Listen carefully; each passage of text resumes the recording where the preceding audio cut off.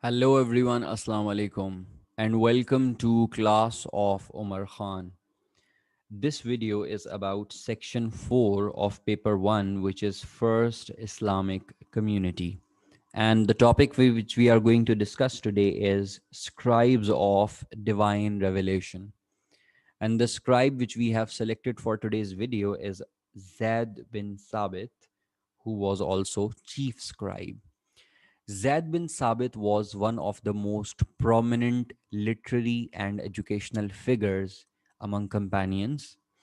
So his story starts with his father's demise, Thabit, who died in Battle of Boas, which was a civil war between Aus and Khazraj. It was before Prophet's arrival in Medina.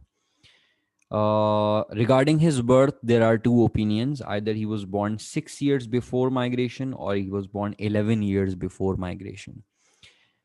But yes, his conversion is not disputed at all. He was converted in first age.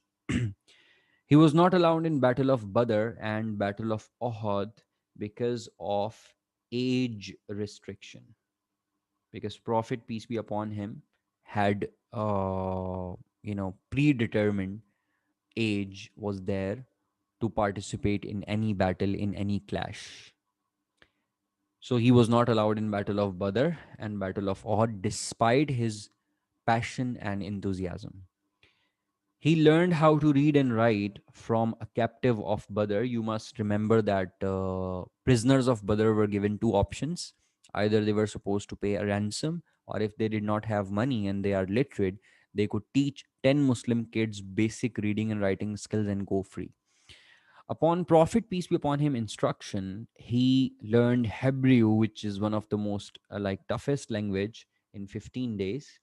He also learned Syrian language in 17 days, and he also had command over Persian language. So he became the in charge of Prophet, peace be upon him's official correspondence. He would write letters, he would respond to letters on Prophet's behalf, and he would even record revelations. He was chief scribe. He used to write Quranic verses. He would memorize Holy Quran. And there's this quotation. This is said by Hazrat Zaid bin Sabit himself. He said that whenever a revelation came down to Prophet, peace be upon him, he would send for me and I would write it down.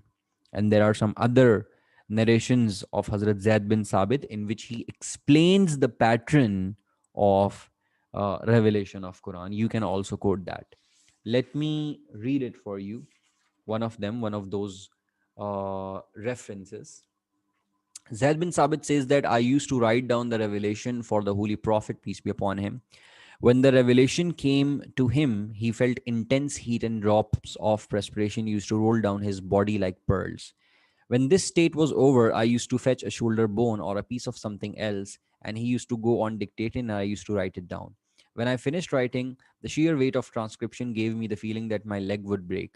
I would not be able to walk anymore. When I finished writing, he would say, read, and I would read it back to him.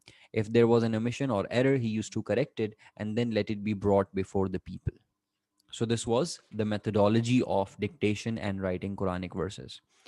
Let's talk about his life after the demise of Prophet, peace be upon him, and we'll talk about his role in compilation of Quran during Caliphate of Hazrat Abu Bakr. All of you have done it already. This is also a part of topic compilation of Quran, which is in section number 2 of paper 1, history and importance of Quran. But let me just quickly go through it. That decision of compilation of Quran was made after Battle of Yamama, which was fought against a false prophet Musailama the liar, in which 70 Huffaz, memorizers of Quran, got martyred. Hazrat Umar was the person who initiated this idea. And finally, after some disagreement, they agreed, they had consensus, and they appointed Zaid bin Sabit as in charge of this process. He hesitated initially and he said that I swear by Allah that if they had offered me to carry a mountain, I would not have found it more difficult than compilation of Quran.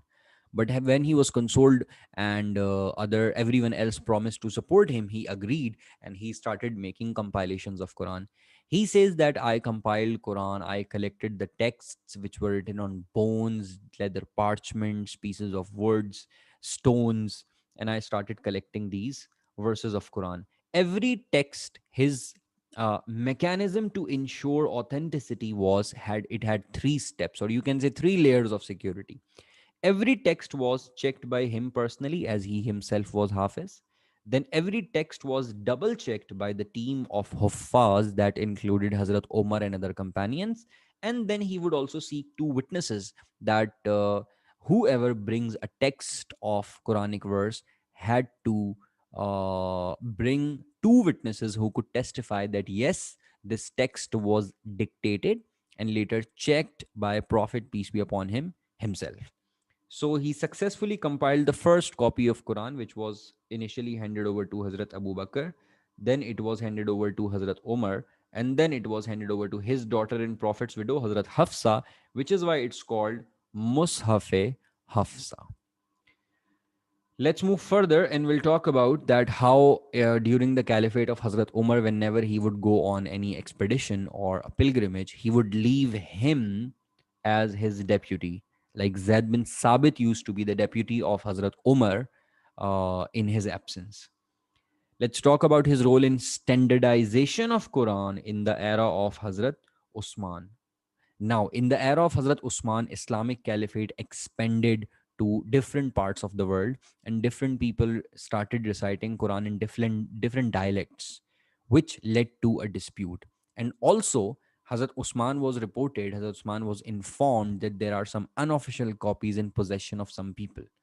So he once again appointed Zaid bin Thabit to perform this task. He was called upon and he made copies of Musaf Hafsa, and these copies were sent to all major cities. And this helped tackling the crisis of uh, dispute of dialect and also unofficial copies.